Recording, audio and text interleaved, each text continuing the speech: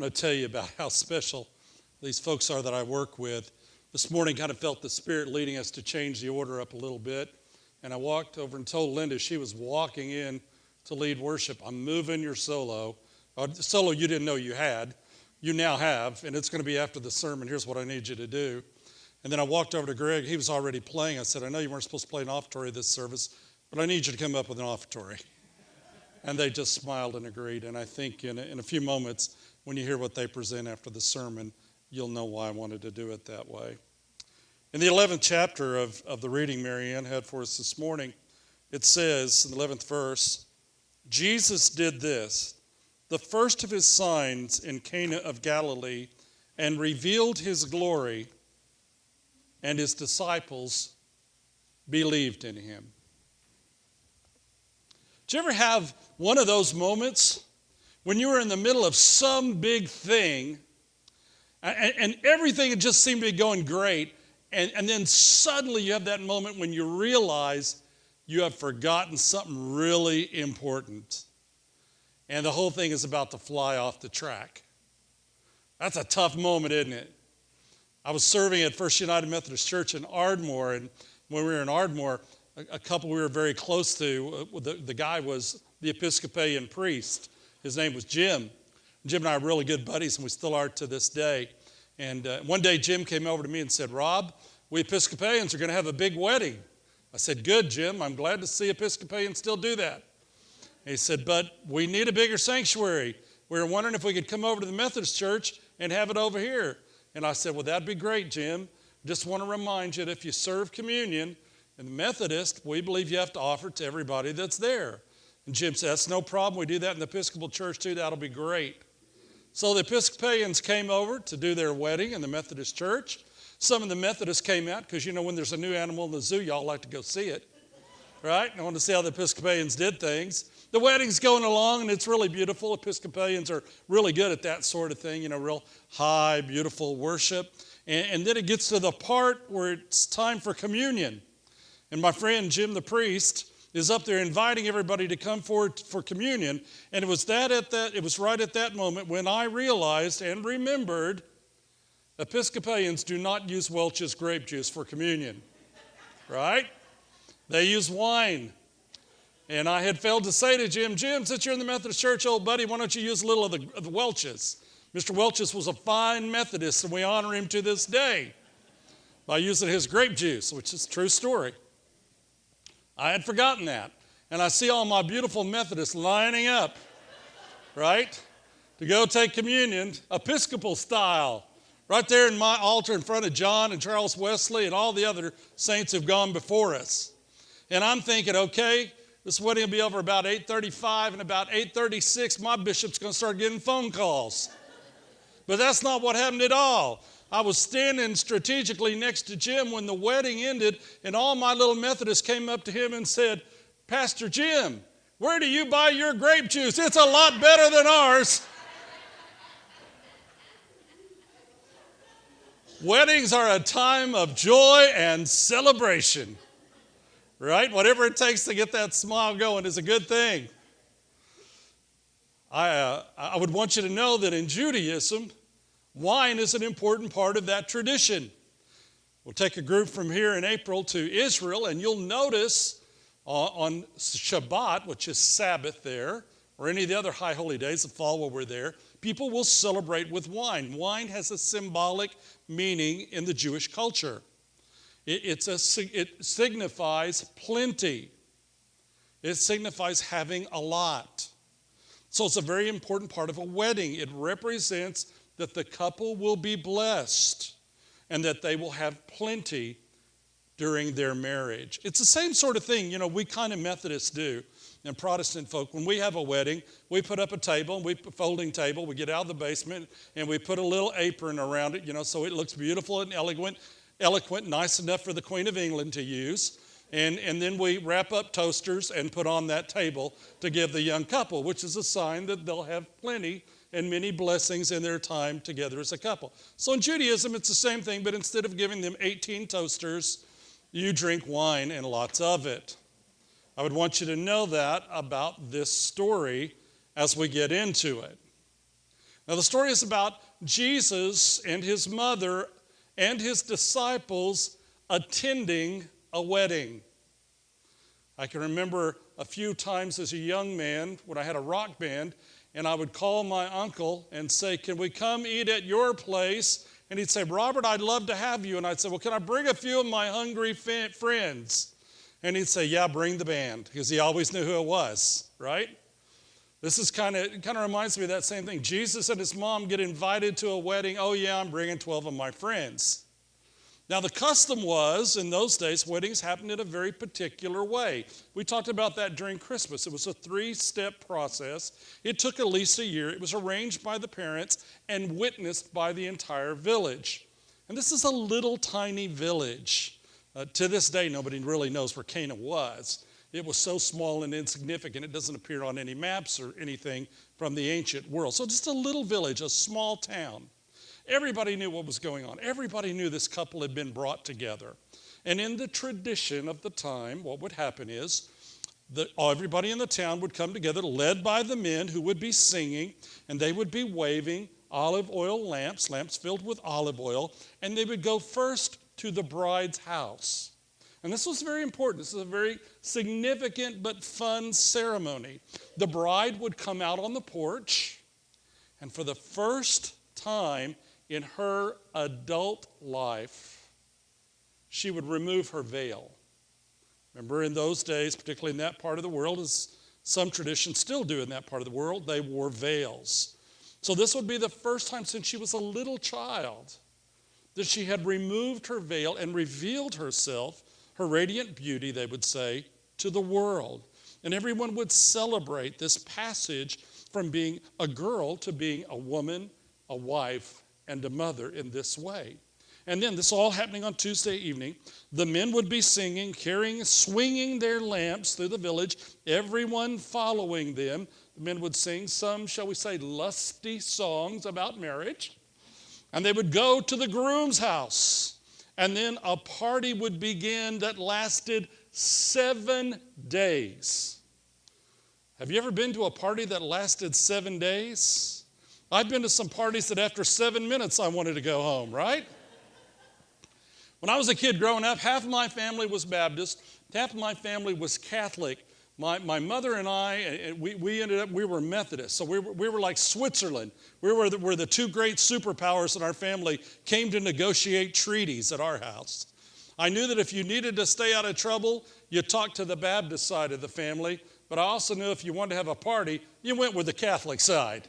Right? They knew how to have parties, right? And we had some amazing parties. When I was a child, I would go over to my Catholic relatives, particularly my uncle, Jack King. A lot of you know him because he was a steel man here in Oklahoma. I'd go to my Uncle Jack's house, and unlike my Baptist relatives and my Methodist home and all of my Protestant friends, they would have a band, and they would have kegs, and they would have dancing and singing, and the guys would probably eventually end up in the back room gambling and all kinds of exciting stuff for a 9-year-old, right? Pretty soon I'd be playing basketball with my cousins. They'd be betting on who'd make the next shot, stuff like that. It was exciting. But even with a great Catholic celebration, if we can make it last 24 hours, that was a big deal. That's about, well, they pretty much ran out of gas. Everyone went to bed or went home after that. 7 days these people partied. Now that's a party. When you get to Israel, you see they love to celebrate. They love to party. They love to dance and sing and drink wine. And that's what would be happening. Now again, remember the wine is very significant. It represents blessing for the wedding. And at some point in this 7-day celebration, they ran out of wine, which is the greatest social faux pas that could ever happen to anyone. Because that was a symbol then that this couple would be robbed of blessings. They would spend their married life in scarcity. Their children would know only poverty. It's a problem. And Mary got involved.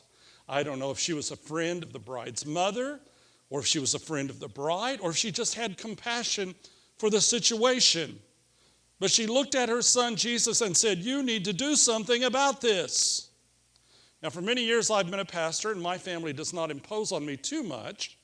But occasionally, one of the women, most particularly my mother before she passed away, would occasionally lean over to me and say, "You need to go do something about that, Pastor Robert."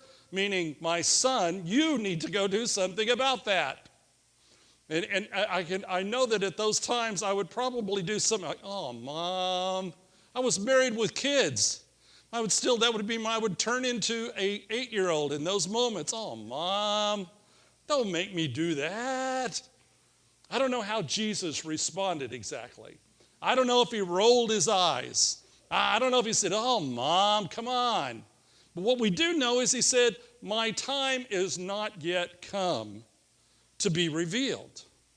So Jesus makes an important theological statement, which his mother completely ignores. It's like, "Mom, don't make me wear that. Put that on and get out there." She turns to the servants and she says to them, "Do whatever Jesus says." And he looks and he notices there are these huge jars that they use for ritual purification. They're 30-gallon jugs. They would go down to the River Jordan or wherever. They'd scoop up 30 gallons of water, bring it back to the house, and when it was time to pray, they would wash their hands, their feet, and their face so they would be purified symbolically before God before they prayed. Because you don't just approach God casually. Not in the Jewish faith then and not in the Jewish faith now. When my Jewish friends write to me and they want to talk about what God is doing in their life, they leave a blank. You don't even write God's name. They're so reverent about God and God's transcendent power. So they were very careful to bathe, to signify they were coming in the presence of God. So these jars were very important. Jesus says, "Take the jars, go down to the river and fill them up and bring them back." Now, he doesn't say go down and get whatever you can find. He doesn't say go down and fill them up halfway. You guys are hard working. You don't need to work. He says go fill them to the top. I went to a beautiful inner city school, Heronville Elementary in southeast Oklahoma City. We had the greatest teachers in the world, even though it was an inner city school, and I can do math. 6 times 30, that's 180 gallons of wine. That's a lot of wine. My Catholic relatives would be so proud of them, right? But nobody knows it's wine yet, do they? They just think it's water. They brought it up. It's in these jars, which everybody knows are the jars for the water of purification. And Jesus says, take a ladle and go over to the steward. Now, a steward was somebody who made sure everything at the wedding worked. It would be what we would call a wedding planner today. In this case, it was a male. So they get this ladle and they go over and he takes a sip of it. And you remember that great line he has. He only gets one line in the whole Gospel of John, but it's a really good one. He says, "Wow, most people serve the good wine first. Then when everybody is drunk, they give them the cheap stuff. But you've saved the good stuff for last." And that's very impressive because the tradition was you give out just a little bit of the expensive stuff in the beginning. And it was assumed that the more people drank, the less they would be able to tell about the quality of wine. And you could fill out the next 6.5 days or so with cheap stuff. And the steward is saying, "Hey, these guys are doing things differently. This is impressive. They're bringing out the good stuff for you all to enjoy now for all of the party. They're giving away the good stuff." One of the 5 practices our church believes in is extravagant generosity. That's really important for us as a congregation. You saw that in the video before the offering today. Giving ourselves away to those who are in need. And what this represents is extravagant generosity. The steward believes that the couple, the wedding families, have provided this wine. And it's extravagant in its generosity. They're saying, we've been blessed. We want to bless all of you with this gift. He doesn't know that Jesus particularly is behind what's happening. But what John, remember, who is a witness, an eyewitness to the ministry of Jesus, is saying to us is that God is extremely, extravagantly generous to us. Here is 180 gallons of grace. You got a 1-gallon problem? God's got 180 gallons of grace for you. You got a 5-gallon issue, God's got 180 gallons of grace for you. In your worst day ever, you've got a 10-gallon problem, God's got 180 gallons of grace for you. That's the extravagant generosity of God's love revealed now in Jesus Christ. And then there's that beautiful line that John says. This revealed the glory of Jesus, and his disciples believed in him. The Gospel of John is divided into 7 signs. It's a book of signs. It's divided into 7 signs. We start out with the sign of wine. We'll move into signs of bread, which give us the Eucharist, the Last Supper. And we move finally to the 7th sign, which is the cross. And John wants us to see in these signs who Jesus is and what the kingdom of Jesus Christ is supposed to be like.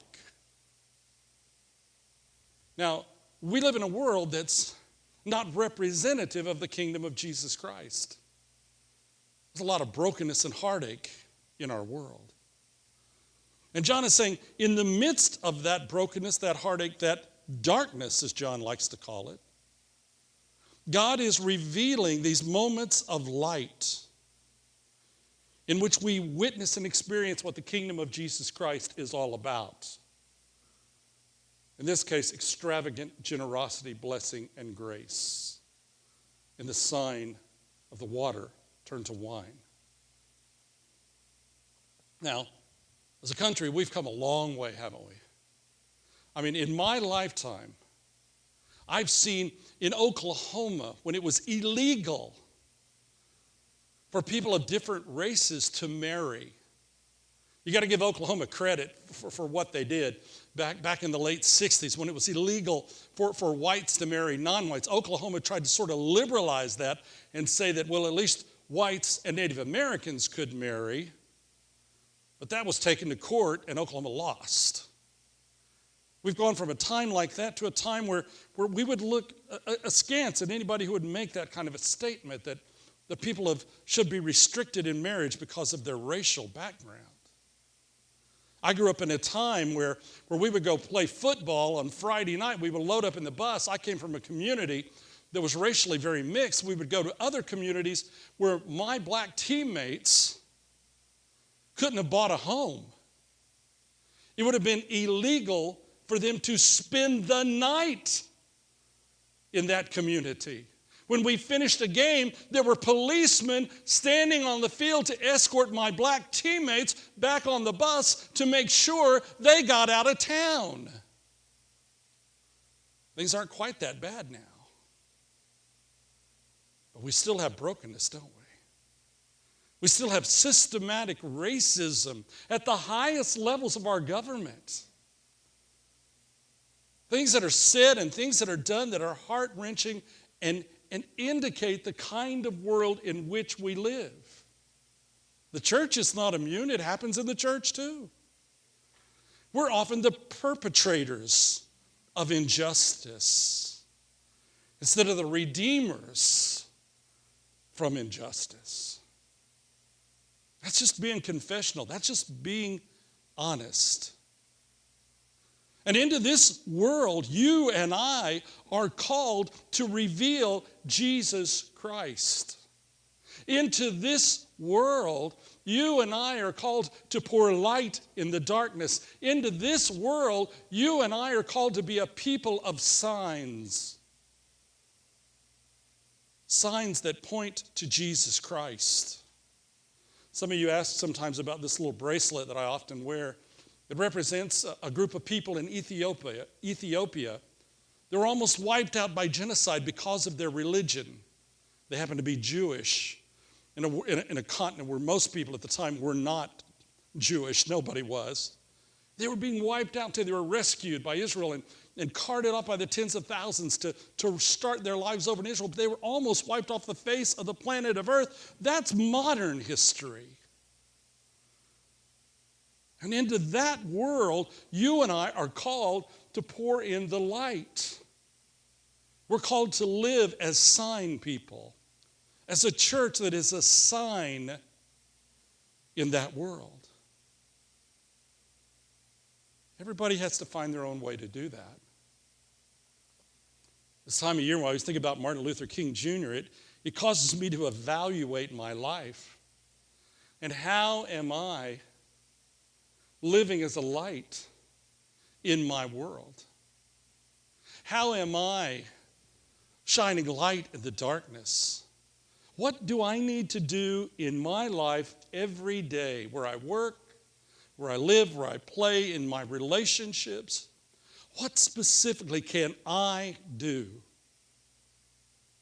to point to the kingdom of Jesus Christ, where everyone is loved? As the apostle wrote, in Christ there is no east nor west, nor slave, nor free, nor male, nor female, for we are all one. How do I reveal that in my own life? I want to tell you, if you take your discipleship seriously, if you take being a Christian seriously, that is the question that will burn in your heart. That's the thing that will keep you up at night. How do I become a sign pointing to the kingdom of Jesus Christ? And I know sometimes we'll say, well, I can't go speak to the national legislature. I can't go to Washington. I can't do this. I can't do it. Find a way to do it in your world. Find a way to do it where you live, where you are every single day. It takes the most courage that you will ever be required to show in your life. I think about a time in a church where there was a couple. He was in his 40s, she was in her late 30s, had never been married. And they thought they were sort of being, kind of sneaky and sly. Nobody would notice as they started sitting next to each other in worship. And of course, in that church, everybody was glued in on them, right? And the church watched with great anticipation as they saw this couple begin a romance and fall in love. And finally, the couple announced in church that they were going to be married. And in that small church, everyone wanted to be a part of the wedding. Everyone showered them with gifts of plenty, with love and affection. And when it came time for the wedding, it was an incredible event that everyone would talk about in the church for years to come. And after a year or two, the couple decided they would like to have a family, to raise children. Because of their age, that was difficult, so they started in a fertility program. And soon their doctor gave them the news that they were expecting twins. And about 5 months into the pregnancy, they lost both babies. So this couple found themselves in the pastor's office. And at a time they should have been planning baptisms, they were planning a double funeral. The day of the funeral came. The people of the congregation came. The funeral service was carried out. And when the pastor had spoken the final words of prayer, per the couple's request, the man in the sound booth played a song. And the congregation sitting in their pews was surprised to hear the gravelly voice of Louis Armstrong as he began to sing, "It's a Wonderful World." And people thought quietly about those words and what the couple might be trying to say to them. And in the midst of their heartbreak, this couple stood up, embraced, and began to dance. A dance of hope, a dance of grace, a dance in which heaven itself was revealed on earth. This is the word of God in the name of the Father and the Son and the Holy Spirit. Amen.